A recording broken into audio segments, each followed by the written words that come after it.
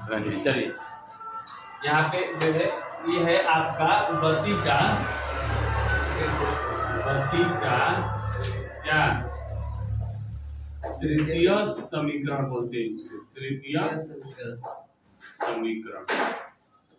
आप सभी को पहला बता दिया गया है, बताया गया है ना, दूसरा ही बता दिया गया है, ये है क्या तीसरा। ठीक है, पहला और दूसरा में भी यही फिगर बना था, उसमें हम ऐड किए थे ये आयत का क्षेत्रफल और त्रिभुज का क्षेत्रफल ऐड करके हमने बनाया। इसमें जो है कोई आयत की जो है आवश्यकता नहीं है। यहाँ पे देखिए हम एक यहाँ पे चीज लेंगे, समलंब चतुर्भुज, समलंब चतुर्भुज। ठीक है, समलंब चतुर्भुज ऐसा होता है, ऐसा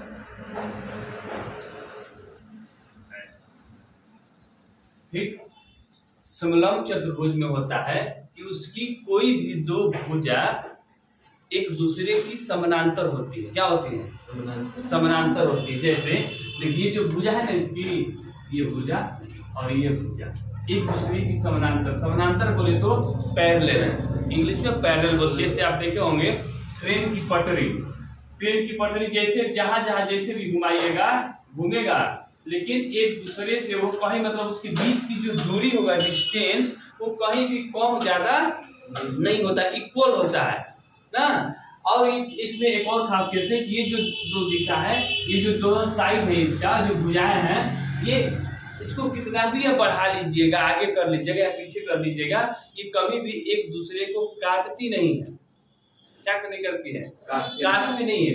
अगर दूसरा इस भुजा को बढ़ाइएगा और इसको बढ़ाइएगा तो ऐसे ऐसे देखिए, ऐसे हम बढ़ा रहे हैं, इसको बढ़ा रहे हैं और इसको भी ऐसे बढ़ा रहे हैं, इधर ऐसे बढ़ा रहे हैं ऐसे, तो एक दूसरे को आगे जाके काट सकती है। लेकिन जो पैरेलल होती है, समानांतर होती है, वो भुजा एक दूसरे को नहीं काटती।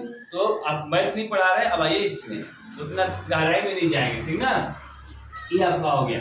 तो यहाँ पर देखिए इसमें अब कहाँ बन रहा है, ये चीज देखना आप लोगों को कि इसमें जो है समलंब चतुर्भुज कहाँ बन रहा है। यहाँ पे देखिए ये एक इसकी भुजा हो गई, यहाँ पे एक भुजा और ये एक भुजा हो गई, ये एक भुजा हो गई। ये अगर ऐसे इसको ऐसे बना देंगे, ऐसे ऐसे देखिए ऐसे बना देंगे तो इसका हो जाएगा एक समलंब चतुर्भुज हो जाएगा। यानी कि ये जो भुजा है ए ओ एक भुजा है और DE एक, सॉरी DE नहीं, E और C यहाँ तक, E और C एक भुजा, दो भुजा हो गए। ठीक, तो हम लिखेंगे यहाँ पे कि समलंब चतुर्भुज का क्षेत्रफल, समलंब चतुर्भुज का क्या लिखेंगे, बोलिए क्षेत्रफल क्या होता है बताइए। समलंब चतुर्भुज का क्षेत्रफल क्या होता है? चलिए, समलंब चतुर्भुज का क्षेत्रफल होता है कि 1/2 इंटू ये जो दोनों भुजा जो समानांतर है, यानी कि समानांतर भुजाओं का योग लिखेंगे। हम शॉर्ट में लिख रहे हैं, समझिएगा ना। सबसे समानांतर भुजाओं का योग, समानांतर भुजाओं का योग इंटू समानांतर भुजाओं की बीच की दूरी। शॉर्ट में लिख रहे हैं बीच की दूरी,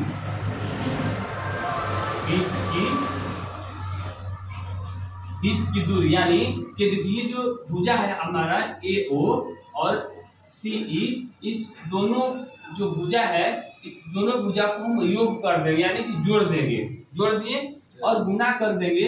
इसका जो बीच की दूरी है, यानी कि यहाँ से लेके यहाँ तक जो बीच की दूरी है, जितना होगा उसको हम क्या कर देंगे, इसमें गुना कर देंगे।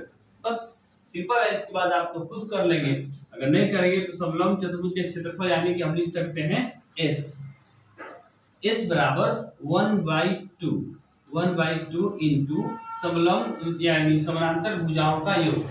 समानांतर भुजा इसमें क्या है, AO plus CE, AO plus CE, दो भुजा हो गया, ये कर लेंगे।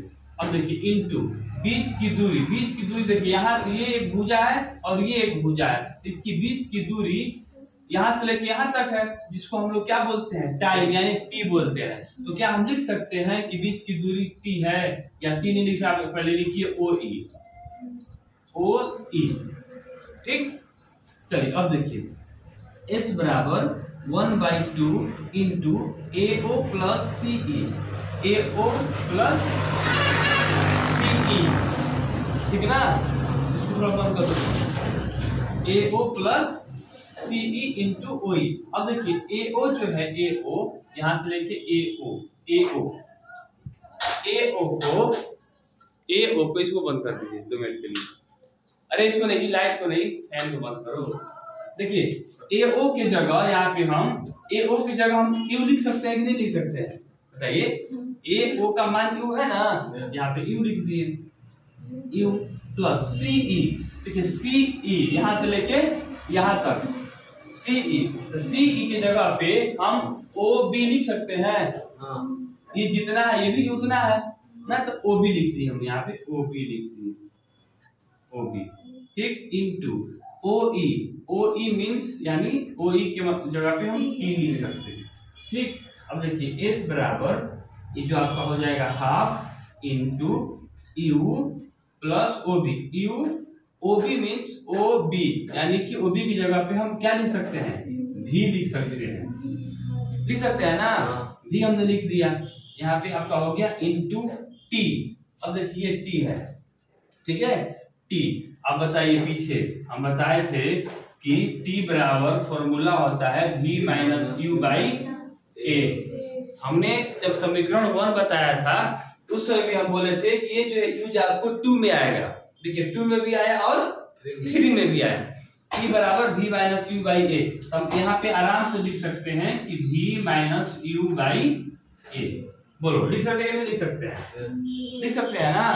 अब देखिए S बराबर 1/2, ठीक है, इसको हटाते हैं, अब ऐसे कुछ भी लिखते हैं U प्लस V, ठीक है, इसको कुछ नहीं करना। यहाँ पे एक चीज हम कर सकते हैं, ये जो है आपका इस तरह से बाटा में होता है, ऐसे बाटा में होता है ना, ये जो A बाटा के रूप में है कि नहीं है, यहाँ पे तो एक मतलब 2 बाटा के रूप में है, ठीक ना। तो हम इसको इधर लाएंगे, हम ऐसे लिख सकते हैं इसको, 2 को अगर इधर लाएंगे तो आपका ये हो जाएगा क्या, 1/2A। बोलिए लिख सकते हैं ना, 1/2 है, A यहाँ पे आ गया, तो यहाँ पे हम लिख सकते हैं इसको इनटू में फिर कि U प्लस V, ठीक है, और V माइनस U। लिख सकते हैं नहीं लिख सकते हैं, लिख देंगे ना। अब देखिए S बराबर ये आपका हो जाएगा 1/2A। अब देखिए आप लोग सूत्र पढ़े होंगे मैथ में कि A plus B into A minus B बराबर सूत्र क्या होता है, हाँ very good, A plus B into A minus B equal to होता है A square minus B square. तो वहीं पे U प्लस B अब V माइनस U यानी कि A plus B A minus B है, तो हम लिख सकते हैं कि U square plus V square, sorry minus U square minus V square लिख सकते हैं, बोलो लिख सकते हैं ना। अब देखिए यहाँ पे थोड़ा सा मिटाएंगे क्योंकि आप लोग जगह फालतू के यहाँ पे ये कर दिए हैं, ठीक है। यहाँ पे देखिए अब ये चीज को यहाँ पे हम ला दिए, S बराबर 1/2A, ठीक है, आपका ये हो जाएगा, हाँ ये आपका हो जाएगा इनटू में U square minus V square. अब देखिए इस 2A को हम यहाँ ला देंगे, 2A को यहाँ ला देंगे, क्या हो जाएगा 2AS होगा, ऊपर ला दिए यहाँ पे, 2AS हो गया बराबर क्या हो गया U square minus V square, ठीक। अब देखिए यहाँ पे जो है, चलिए कोई दिक्कत नहीं, यहाँ पे देखिए ये प्लस को जो है हम क्या करेंगे, इसको V को यहाँ पे हम थोड़ा सा V करेंगे। यहाँ पे देखिए कहीं कहीं आप लोग थोड़ा सा किए हैं, ये V plus U minus V ना, यहाँ पे कुछ नहीं, बस खाली U पहले कर देना है, V बाद में कर देना, थोड़ा सा अच्छा हो जाएगा, वहाँ पे बोलने में थोड़ा सही हो जाएगा और कोई दिक्कत नहीं है। यहाँ पे हम कर लेंगे आपका U स्क्वायर इस ऐसे कर लेंगे, आपको V ऐसे V square minus U square, बस इतना सा खाली करना है। यहाँ पे भी थोड़ा सा कर लीजिए। अब देखिए यहाँ पे जो है इसको क्या करेंगे कि V square minus U square लिखेंगे, ठीक। अब देखिए इसको यू स्क्वायर को हम बराबर की इधर ला दें, यानी कि 2as पहले से था, माइनस में यू स्क्वायर है, इधर आएगा तो प्लस में यू स्क्वायर हो जाएगा। यू स्क्वायर बराबर क्या बचेगा, v स्क्वायर तो बचेगा ना। थोड़ा सा और इसको सही कर देंगे तो v स्क्वायर बराबर होगा यू स्क्वायर प्लस 2as। यही आपका व्यक्तिगत तृतीय समीकरण है। उतार लीजिए इसको, और जहाँ समझ नहीं आया होगा कमेंट में लिख दीजिएगा, ठीक ना, करिए जल्दी।